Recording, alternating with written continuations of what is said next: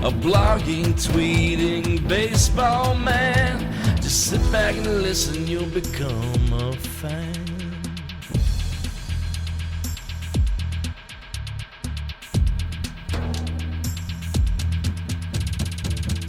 I'm a C70 junkie, a C70. I'm a C70 junkie, a C70. I'm a C70 junkie, a C70. Oh.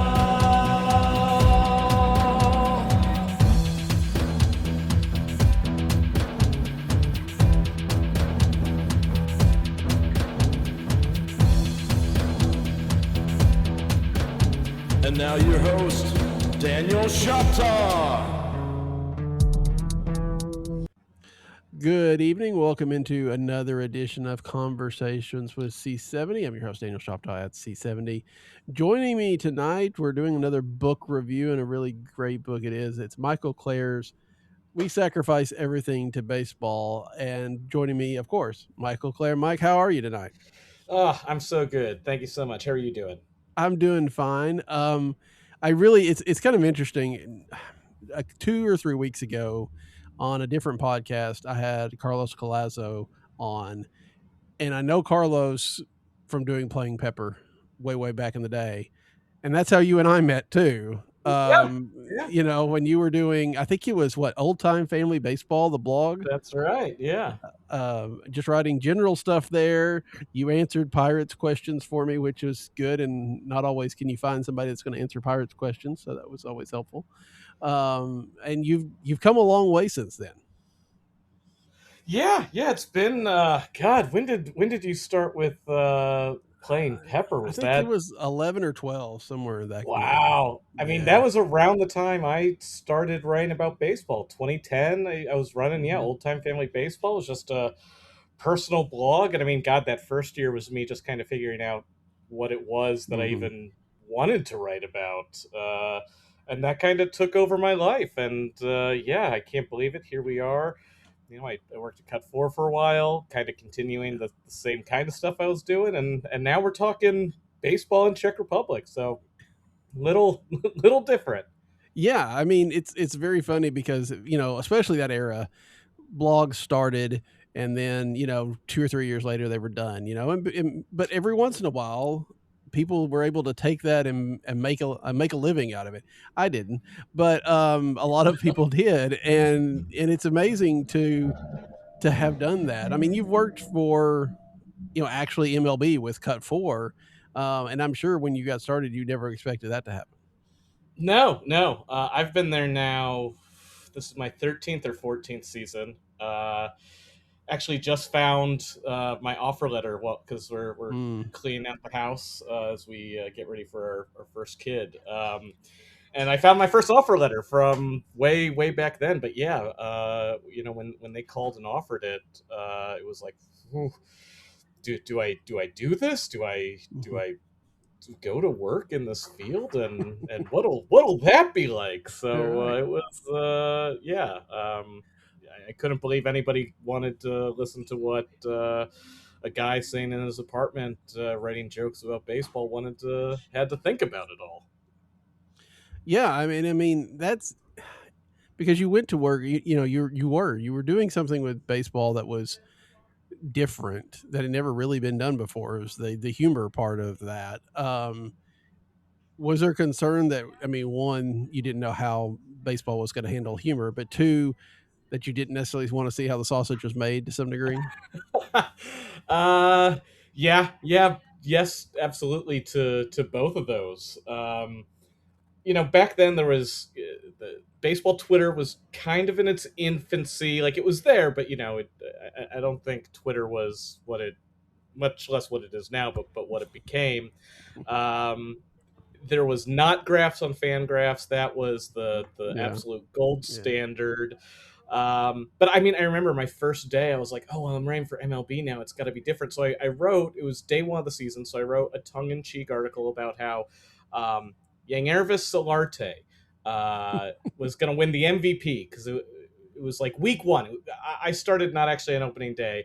It was like the end of week one, and he, you know, had amazing numbers. I wrote this tongue-in-cheek piece. Where for my old blog, it made sense to readers. Like they would go, "Oh yes, like we're appreciating this week. We're not making fun of it, but we know this Mhm. isn't serious." But when it comes from an MLB.com link, it's read a little differently. And wow, yeah, the response both in and out of the building was a little different than what I was expecting. I was like, what did I get myself into? People don't understand that this is like a just having a little bit of fun right now. So yeah, it took some time. Took some time to find my sea legs for sure. Yeah, but I remember, and I don't see. I mean, does it still exist as a label? Because I don't see it as much now. If that's the The case. the website doesn't exist any longer. Fortunately, the archives are still up because there's some great work from everyone I was there with: Gemma Kaneko, Ben Cosman, Chris Landers, Matt Monaghan is still at MLB. Dakota Gardner, Mike Bertha. I mean, I could just name Yeah. names. Eric Chester. Now I need to name every name so nobody feels left out.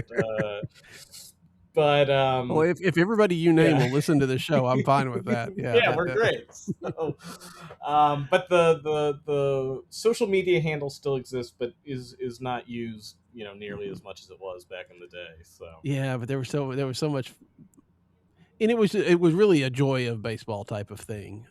yeah, To have the fun parts of things, and it just feels. I don't know, we probably need a little bit more of that, but, might be a little difficult, going into a CBA year to have some of those kind of things, but I think, and, I don't know, I mean, John Boy kind of takes a little bit of that role of taking it a little bit less than seriously, but, it's not quite the same. yeah. The absurdist wing of the Mhm. baseball internet has disappeared. The Carson Sestulis Yeah. and Jeff Sullivans are gone. Grant Brisbee's still out there. He's still fighting the good Mhm. fight. Sam Miller's back with his newsletter. So there's pockets, but Yeah.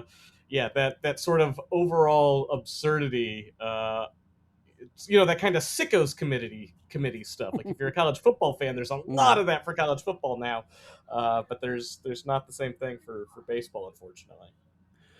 Um, yeah, I'm still Dane Perry comes on my show, once a Yes. year, and, he's got his Substack, which he he he dabbles with a little bit of he's always got that less than serious, writing style even when he's writing serious stuff, so, Yeah.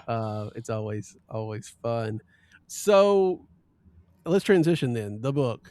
We Yes. sacrificed everything to baseball. I think I can't remember if it was in the foreword or if it was in something else that I've seen you talk about this book, but this wasn't completely your idea to do, right? No, no. This was I call it a lack of imagination, maybe. Because it was Mike Duncan, the podcaster, the author, big baseball fan, big Saber guy, big Mariners fan. And he kept hounding me. He kept saying, "This is a book. This is a book. You have a book here. I'm not going to let this die." He put me in touch with people, and literally, we were at Saber. I believe it was the one in Baltimore a few years back. I was up in the hotel room. Doing a little work in the middle of the day, and he was downstairs at the University of Nebraska booth, just chatting with the people there, and he ends up talking about my potential book. And Rob Taylor, the acquisitions editor there, they have an amazing baseball backlist. A lot of the best Mhm. baseball books last few Yeah. years have come from him and from Nebraska. And he said, "Wow, that sounds interesting." So he sends me a text. He says, "You got to get down here right now. Close your computer. Come talk to this guy." So without Mike Duncan really spurring me on, uh, and he didn't have to do that. He put his neck Mhm. out for me, and having someone in your corner who believes in something before you necessarily believe in something, it's huge. And so yeah, I owe Mike a ton, and yeah, it really kind of lucked out for me. Yeah, and I want to second what you said about University of Nebraska Press. For a while, I would get their catalog, and they would send me books to review. They have so many amazing baseball books. A lot of it about the history of the game. I mean, getting into the early parts of the game. So if anybody out there is looking for baseball books, that's a really good place to look, if at all. So what stirred this whole idea though? The to follow the Czech team and talk about how they did in the World Baseball Classic. Yeah, so I kind of I started covering international baseball 2022, the qualifiers in Regensburg, Germany. I was asked. I had been working with the European team, the MLB Europe team, for a while, so it seemed to make a sort of a natural extension. I was like, yes, of course, I'd love to go to Germany and cover baseball up there. I always loved the World Baseball Classic. Mhm. My wife, we were early dating 2009 World Baseball Classic, and she is not a baseball person, and we were sitting there watching a lot of games together, like couple weeks into dating. So I've She needs to always know what she's getting into. I think that's always fair. exactly. So I always loved it, but I had never really paid attention to the qualifiers that closely. Mhm. And I had always enjoyed the idea of global baseball, Japanese baseball, but European baseball. I'd done a few stories here and there for Cut 4 over the years when something kind of popped up. But this was my first time really covering it and really learning about it and seeing it. So I get out there, and this is a team where their best player is a firefighter, Mhm. where their manager is a neurologist, where the head of media and communications is a pitcher. Um, so my thought going into this was, well, I think Germany or Spain or Great Britain are probably going to advance. Their teams are Mhm. better, they have more money, but I'll probably write a story or two about the Czechs, these guys with day jobs, and it'll be a fun story to read. And instead, they went and they played remarkable baseball. They lost their first game to Spain 21-7. And you go, well, that's Czech Republic, right? That's Yeah. Mhm. a small European nation without a major leaguer on their roster. Every other team had a major leaguer, I believe. As long as Gift and Gope was playing for South Africa, I know his brother was. I can't remember if Gift was on that roster. Every team there had a major leaguer. The French had Bruce Bochy in the dugout, so no one on their roster, but they did have Yeah. an incredible Yeah. manager. And but after that, they won all the way. They beat Spain 3-1, and it was like, this is an incredible baseball team with an incredible story.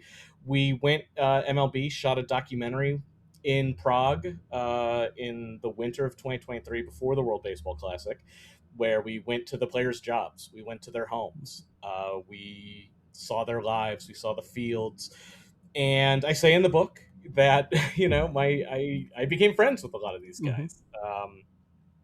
I love baseball. I love DIY culture. I love these were just really cool guys who were not earning money to play baseball, but loved baseball and would do anything for it. There's no before the World Baseball Classic 2023, baseball wasn't in the top 30 sports for funding in the Czech Republic. I don't know about you. I can't name 30 different sports if you No. asked me. These guys are not recognized when they play games at home.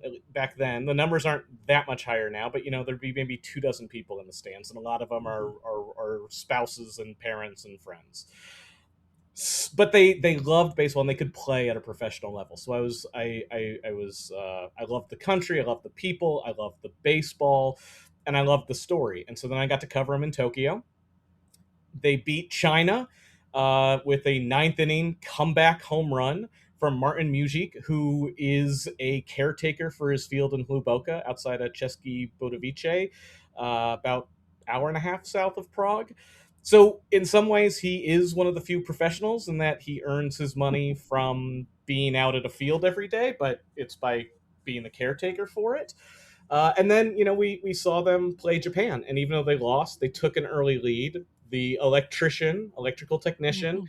Andre Sotoria, with a 78-mile-per-hour fastball, struck out Otani on a changeup that he calls the worker. And Marek Kloop hit a double off a 101-mile-per-hour fastball from Roki Sasaki. And Willie Escala got hit with a 102-mile-per-hour fastball from Sasaki, and he later brought candy over to him because he felt bad. And so here was a story in that sort of Cool Runnings, Miracle on Ice. It's the underdogs nobody expected to even be there, and they're not just talented, but says something. The very act of getting to this point, the work they put in, says something about the people, the culture, and the importance of baseball. Otani posts respect on his Instagram story Hmm. after that game. He wears the Czech hat to Miami, where the team's flying, so that when he gets off the plane, everybody sees it. He knows what's going to happen. The hats sell out in seconds, but he's not wearing a Blue Jays hat after the end of the World Series. He's wearing a Czech Republic hat because he sees something of value in what this team did and what they were able to accomplish. So, what led to the Czech story? This, to me, this is a story about why I care about baseball at all, why I love baseball, why I spent years, why people start baseball blogs and spend years of their free time writing about baseball, because uh, there's value in the game itself, there's value in doing it, and there's value in pursuing something you love, and this story kind of combined all those things into one. It helped, I imagine, because just at least just from reading this, and Mhm. again, foreign names, all this stuff, you try to keep it separate, but everybody had distinct personalities, and they seemed to be really good people as well. I mean, he didn't seem to have, I mean, I guess it's a little hard to be an arrogant jerk at a team on a country that funds you behind like power slapping or something like that. But but still, it seemed to me, at least the vibe that I got from reading this was these were a lot of people that not only cared about the game, cared about each other, but were just fun people to be around. And that's for sure. I've been so lucky. I've covered this team in Japan twice, in the Czech Republic three times, in Korea. I actually, the one time they came to America for a series of games was during the Tucson qualifiers in 2025. So unfortunately, I was in Tucson while they were in Florida. So the one place I haven't seen them is the country I live in. But one of the most exciting things is just getting to say hi to these guys, just catch up with them at the field, see how they're doing, ask about their wives and kids, and it comes up a lot in the book. They say we're like a family, and every team says we're like a family, but Mhm. these guys, since there's no money in this, since the country now has about 10,000 baseball players, hopefully is clicking up a little higher now. Um, but they have all been playing with each other, against each other, alongside each other for decades now. If you live in Prague and you have games in Brno, well, you might be staying with some of the Brno guys maybe the night before.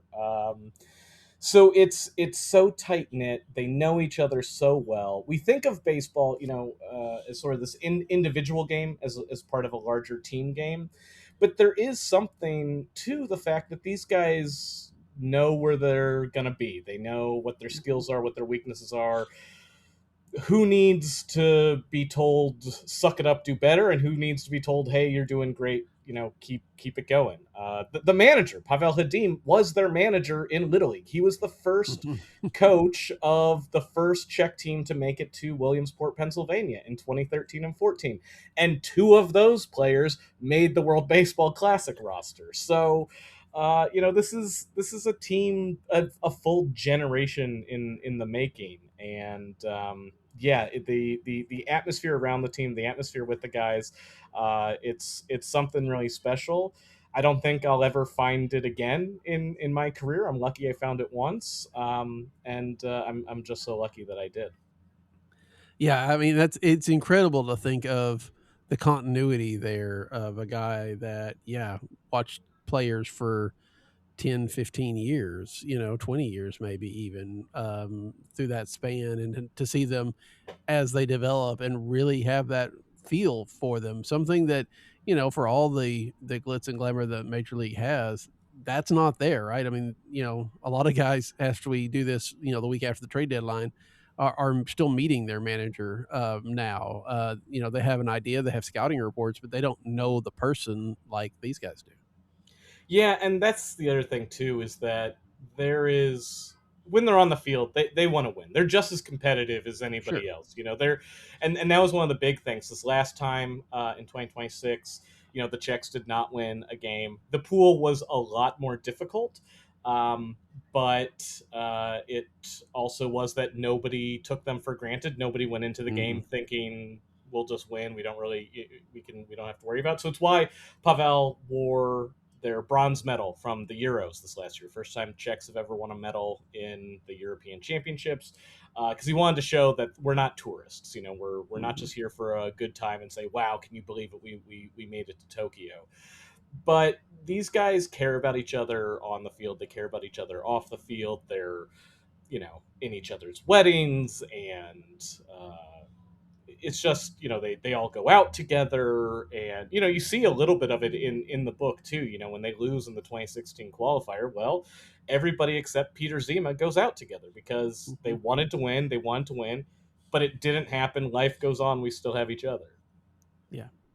Yeah, it's incredible to just to read how they go about this, and I mean, we kind of know the answer of how this team's going to. I mean, this is a historical book. It's not, you're not getting to write your own ending here.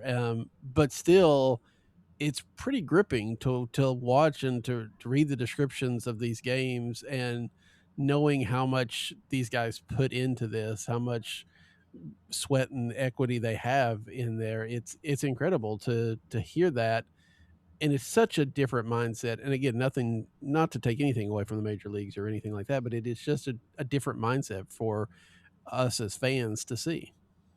Yeah, one of the things I always, we still talk about Moonlight Graham Hmm. all this time, and obviously the movie helped, but there was something in that of this player who worked for everything, who kind of gets the dream but doesn't really get the dream.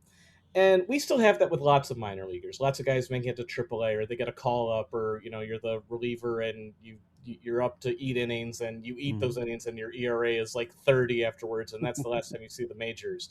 But also, you work, if assuming you're an American, you're coming from a baseball culture. You are coming from a place where if you're that player, chances are you were your best high school player, and people talked about you that way in high school. Or maybe you were probably your best college player if you went to college. You knew what you had to do if you wanted to get signed or drafted. You knew what the money was like and what the life was like if you were one of those top players. You had baseball on TVs if you went out to a bar.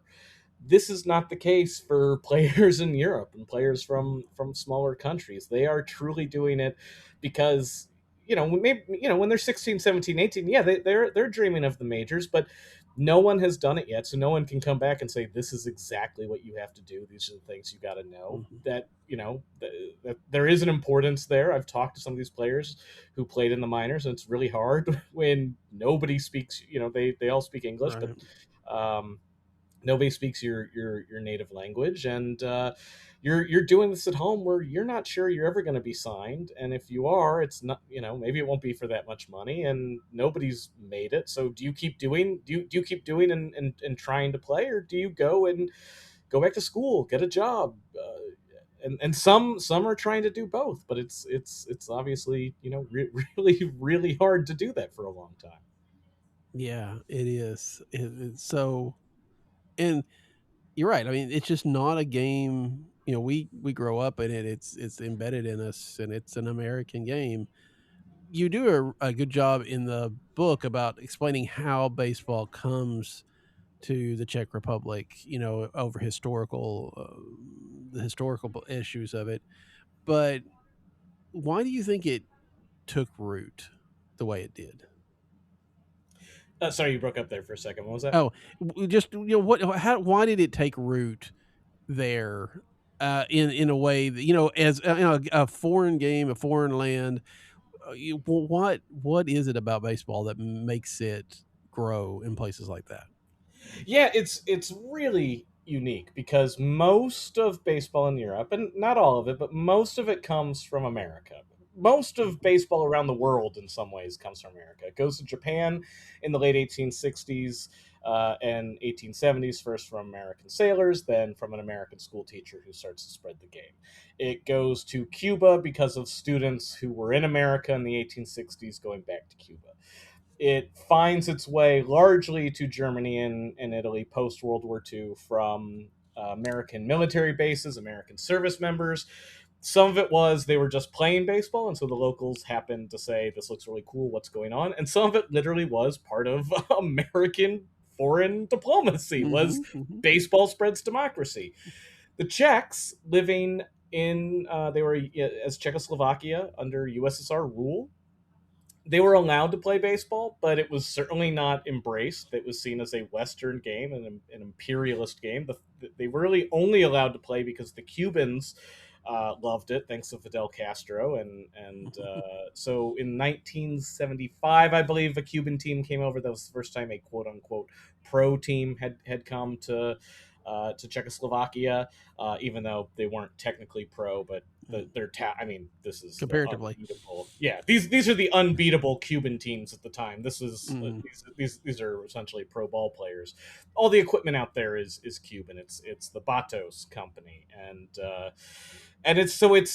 in some ways in the 1970s it is seen as a counterculture game in many ways. It's sort of a hipsters game. You learn about it, and it's you probably wouldn't go play it because you are actively protesting against the government, but it is like I want to stand outside a little and do something Mm. Western. So Jan Bagin, who is one of the most important figures in Czech baseball, he and his brother helped build the field Eagles Praha, which leads to all the other fields being built. And without those fields, you don't have this team now. But he has been playing baseball and softball since the 1970s, and so it's the 1980s. The team is finally allowed to leave the country for the first time. It's not a national team because they're not able to join what was then the Confederation of European Baseball. These are club games in Holland and France and Germany. They smuggle money out to get better equipment. They hide. They buy money on the black market. Guilders and francs, and they stuff it inside the webbing of the glove, in between the palm and the padding, and they hide then the bottom of their gloves, and they buy equipment out there. And that is that is the first time they get beyond the Iron Curtain, and they see that Mm. what their newspapers are saying is not accurate. Um, so that is baseball is finding a little foothold in the 70s and 80s amongst students, and but it's certainly not a game that's supported. It's very funny when equipment comes in. There once was a shipment of gloves from the Batos company, and Jan went to pick up the equipment at the sporting goods store. And he says, "Hey, didn't you guys get some baseball gloves? I don't see them out." They said, "Oh, the company made a mistake. They sent us like 50 left-handed gloves, but only 10 right-handed ones. We're waiting for the matches to come in because they assumed you wore a glove on each hand." It was like, no, that's not how it is. When he got baseball bats shipped to him from Easton Bat Company, they sent out 3 as a gift. And he had to go down to the customs office to pick them up, and they said, "We don't know what kind of table only has 3 legs." So, um, but it's after the fall of the USSR, after the Velvet Revolution in 1989, when the borders are opened, when then Czechoslovakia is no longer part of the USSR, when they are wanting to be a Western nation. And this is sort of the history also of baseball growing. It's often when other countries are going through an identity shift at the time, Mm. and they want to be more associated with the West and therefore baseball. So that is what is happening in Czechoslovakia now Czechia in the early 1990s as the first coaches come in, and that's really where baseball takes root. Early 2000s they begin focusing on development, and then it's the last 10-15 years of really serious high level baseball development that gets them to the classic. You made what, and you've referenced it just now, of that there have been minor leaguers from Czech, but they have not made it to the major leagues yet. When do you think that will happen? Oh, And I yeah. mean, I'm sure it's still a long ways off because it's still that just need more people playing to have those odds.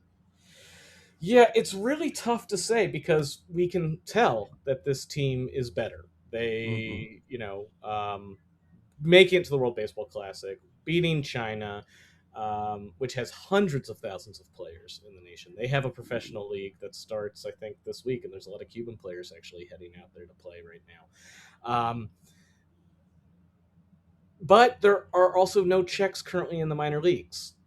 Hmm. There are in the international signing right now, and after the draft, there's some really intriguing French players, really intriguing German players, but there's no Czechs right now.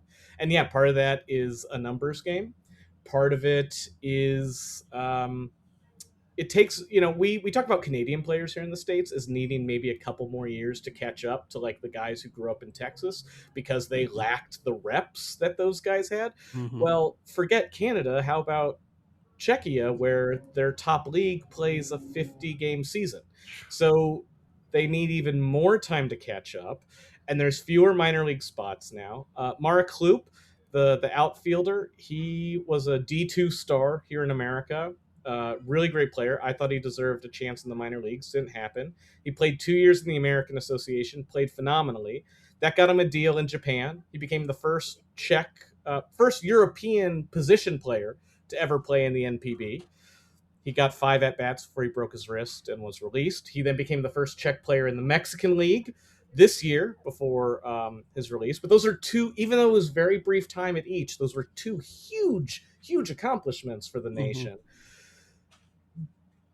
But it's really tough to say because even though the baseball program is improving, other nations are also improving. But now we have so much technology. Taiwan has really kind of Taiwan is the baseball program there is rapidly accelerating, and part of it is that they are the pitchers are using a lot of stuff we're using here, things like Repsodo, things like they're building pitchers in labs.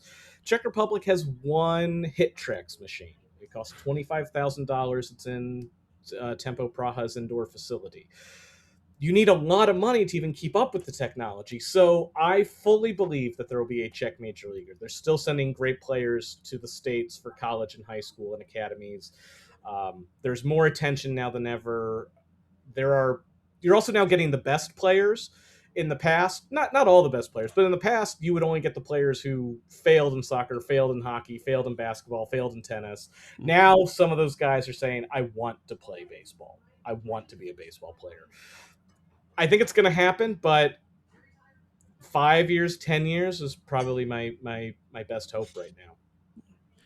How can or how does MLB reach out to places like that? Because I think it's probably obviously it's in their interest to help the game develop around the world. That's the whole reason for the World Baseball Classic to some degree.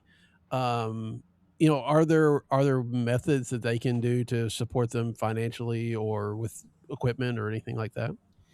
Yeah, so there are a lot of things that are done in Europe. MLB envoy camps. I don't know if they're called that anymore.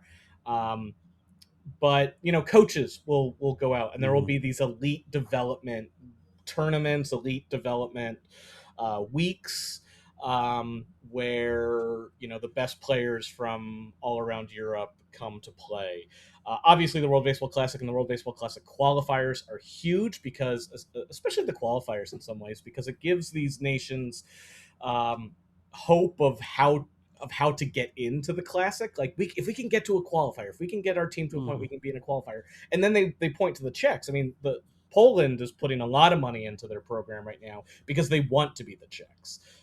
It took, depending on when you start the date, and for me, I would say start around 2003. It took a full generation for the Czechs to get here. And that's one of the problems too with baseball in Europe and baseball in these smaller countries is you'll often have 5 to 10 years where a big personality with deep pockets comes in and everybody gets really excited, but at some point the money runs out or they get tired or they move away, and then it kind of falls apart. So you have to have a self-sustaining project, which the Czechs have had. But there are European development camps. There are obviously the World Baseball Classic. All these teams have international scouts that are out there that are looking for players, that are coaching players.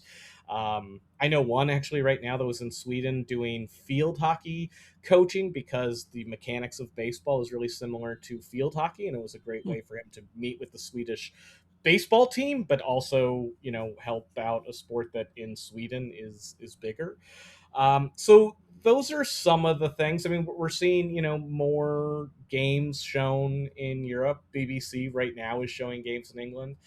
Um, Hmm. I think the Czechs kind of show like if you can start, if you can get a running start, then there are lots of other avenues that open up for support. Now, what the Czechs are doing that's really interesting, though, and what people haven't really done is so usually these nations for the most part look to America. We got to get our kids to America. We got to get American coaches here. The Czechs though now have deep relationships with Taiwan, Korea, and Japan. They've all played the Czechs have played exhibition games against all three in Asia where they're invited. It's not charity. It's our national team needs to prepare for these big tournaments. They do it before the World Baseball Classic, before the Premier 12, and they think the Czechs are a good match for them. They have sent youth teams to Prague Baseball Week, which is the biggest baseball event in Czech Republic during the year. It's a weekend long baseball festival. Countries from all over the world. The Dutch just came for the first time. The Dutch are the greatest team in European baseball. So for them to now say, you're good enough, we'll come and send our A team to play you guys, actually, means a lot. Yeah. But yeah, the Czechs development program is now being accelerated because they're still tapping into U.S. contacts, U.S. colleges, U.S. academies, but they're now having development support from Japan, Taiwan, and Korea. And as far as I can tell, and from everything I've read, we've never seen anything like this at this level before. That's interesting, and it makes a whole lot more sense because the barrier to entry to places like that would have to be lower as well, right? I mean, to get a Czech player to play in the Japanese league would be, a huge thing for them as well, but it's a lot easier than trying to make it to the major leagues. And it's interesting now because the KBO has a new I believe it's like a Asian player law where I believe Japanese and Australian players don't count against your Mhm. import total the same way. So now we're seeing more Australians come over, which is huge for Australian baseball because now Lachlan Wells and Jared Dale, if that's the team shortstop who's really good. Like they're over there right now, and not only do they get better because they're playing a higher level, but then they come back home and they spread that back to everybody at home. So, I see baseball as this huge ecosystem where you give and take and learn and help spread. And the Czechs, and by mentioning Australia, are some of the places where we're seeing them take part in this global exchange, which Yeah. is really unique.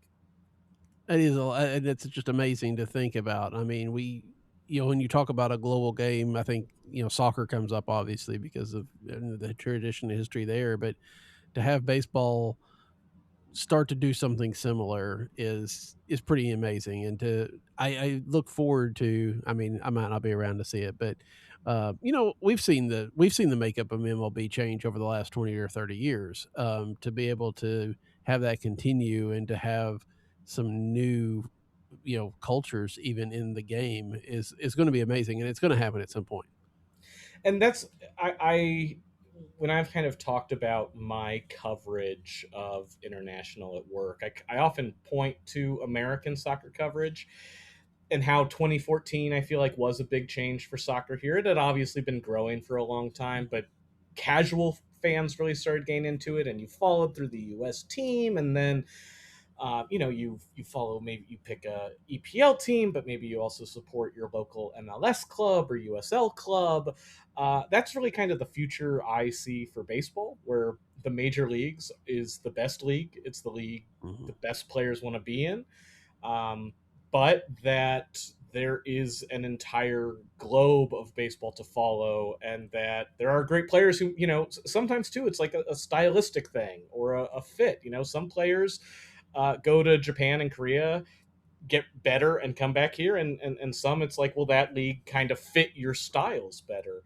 Mhm. It's always fun to hear soccer fans be like, well, EPL is the best, but League or Serie A, like, um, and that's kind of how I see baseball going in the future. And one thing that's really interesting, the complaint against the World Baseball Classic in the past was like, well, it's not the World Cup, and the World Cup is so much bigger. Well, I, I learned this year. It took 6 World Cups before the World Cup kind of became what it is now, this Mm, giant thing that everybody paid mhm. attention to. This was our 6th World Baseball Classic. And it really is so much, it's bigger than it was in 2023. It's leaps and bounds bigger than it was in 2017. So it's like, if you're just comparing this to the World Cup, the World Baseball Classic is really following a very similar trajectory.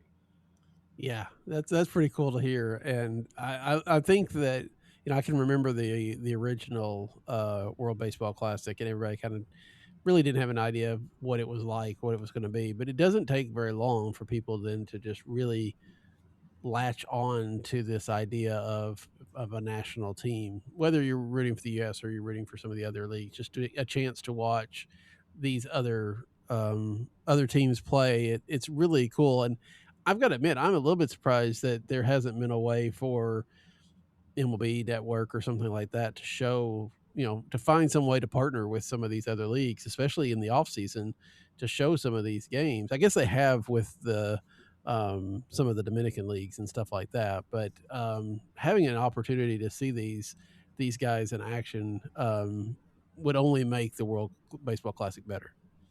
Yeah, and it's in the past there would be things like all-star tours of Hmm. Japan, and Hmm. hopefully things like that will still continue. But yeah, I see international competition becoming just a bigger thing. I love the 162 game schedule. I love that it's every night. I love that one Hmm. loss today means nothing. But then it is great to have every couple of years. No, every game matters. And one of the things too about the World Baseball Classic that you just don't see otherwise is because guys are unfamiliar with each other.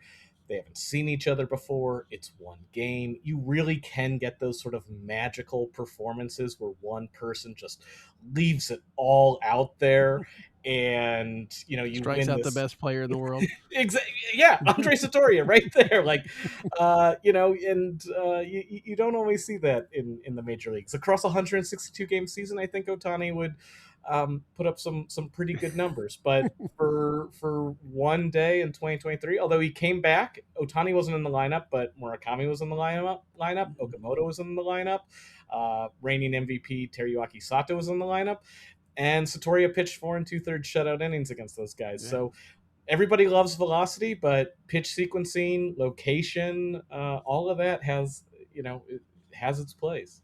Yeah, worked for Greg Maddux for a while. So, Exactly. um, yeah, and you said that about barnstorming tours. It's fascinating just to even think if you could take the 24th, 25th, and 26th man off of every team, or even half the teams, and let them take a tour of Europe, how revered they would be, right? I mean, for here, it's like we're always talking about who can who you're taking off the roster at that spot, but they would be Major League Baseball players, and they could make such an impact on small countries like that. So Ogino, who was a 13, 14-year NPB outfielder, all-star level at NPB, Mm. I believe he's early 40s now, could be late 30s. He decided he wanted to go play in Brno. So he's playing for Drazi Brno, and he's crushing the ball. But that means the Czech Republic, both as yes, in some parts of it, it's well, I want a nice place to live, and this will be a nice experience.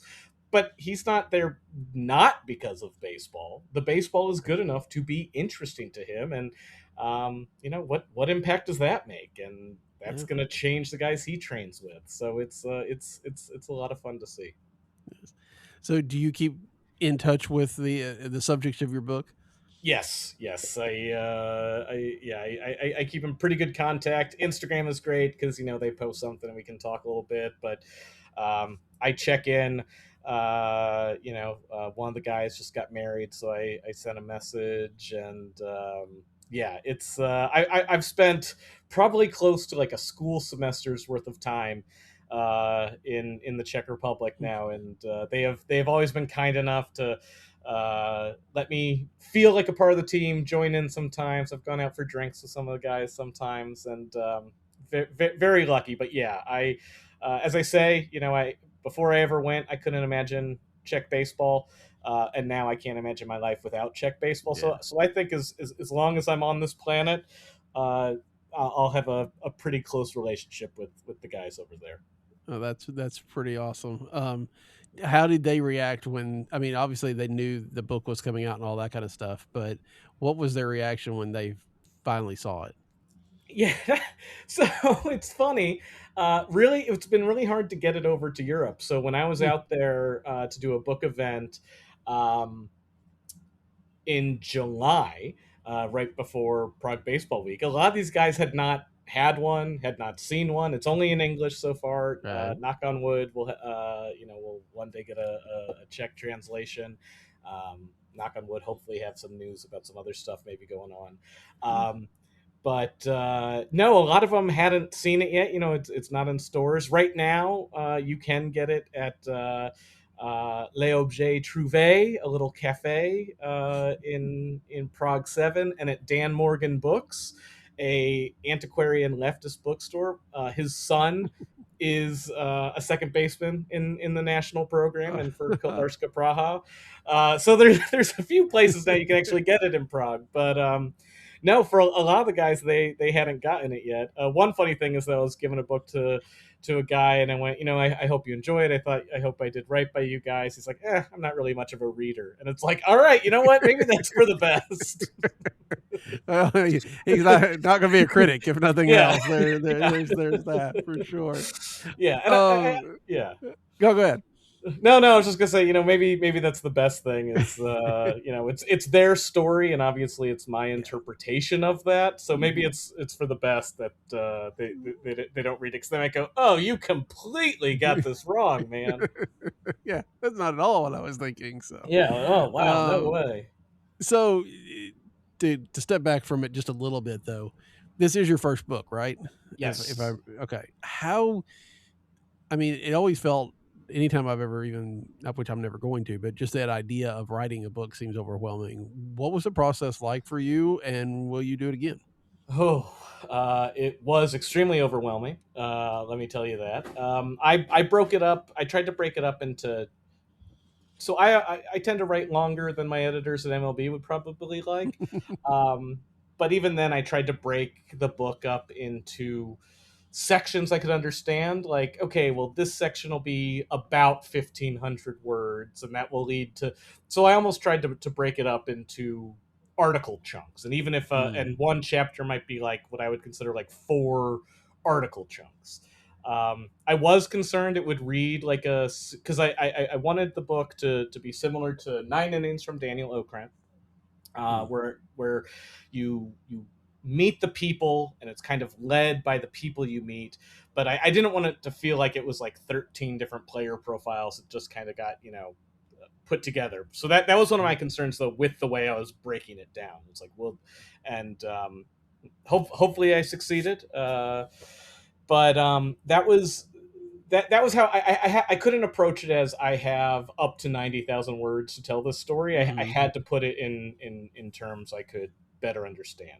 The first 6 to 8 months were largely me being stressed and doing interviews and thinking, oh my God, how am I going to keep track of all these transcripts? And then the last 4 months was sort of a race of writing, and then being like, oh wow, I thought I was done with all these interviews, but I did not ask the questions I needed. So then reaching back Mhm. out to everybody and being like, could I get just like a half hour more?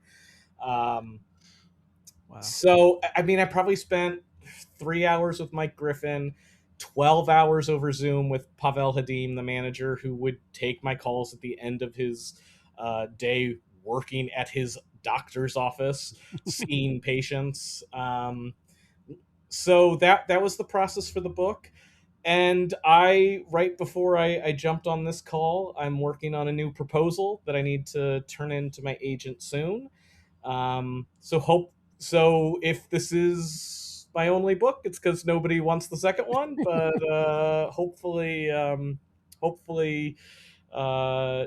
my agent likes it, and then hopefully publishers like it, and hopefully we'll see a second one out there soon. Although, Well, who knows? Having a first kid and trying to write a second book, maybe that's a doomsday to try and pull that off at the same time. I mean, that is an interesting time of a gamble of time, but you know, who knows? You're gonna be up anyway. Yeah. So you know, you can watch some you know, foreign baseball and write another book. So that'll come out well. Yeah. Well, if you do, if a second book comes out, and I hope it does, because I look forward. This one was again an incredible, fun read.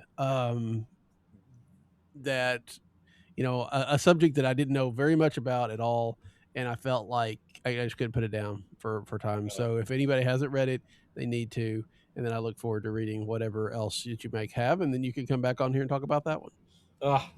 Honestly, the best part of that sounds like coming back on to talk about it once it's all done. So we could just jump forward, you know, a few years and Yeah. get that taken care of. So oh, somehow it all got written. I didn't have to actually sit there doing the writing of it. yeah, and unfortunately, it doesn't work very well that way. Yeah, I know. So, oh man. Well, Mike, it has been a lot of fun. I appreciate you joining me. And again, the book is "We Sacrifice Everything to Baseball." You can find it anywhere you find books, probably. And if your local bookstore doesn't have it, they'll order it for you. So go ahead and do that. So until next time, for Mike, I'm Daniel. Good night.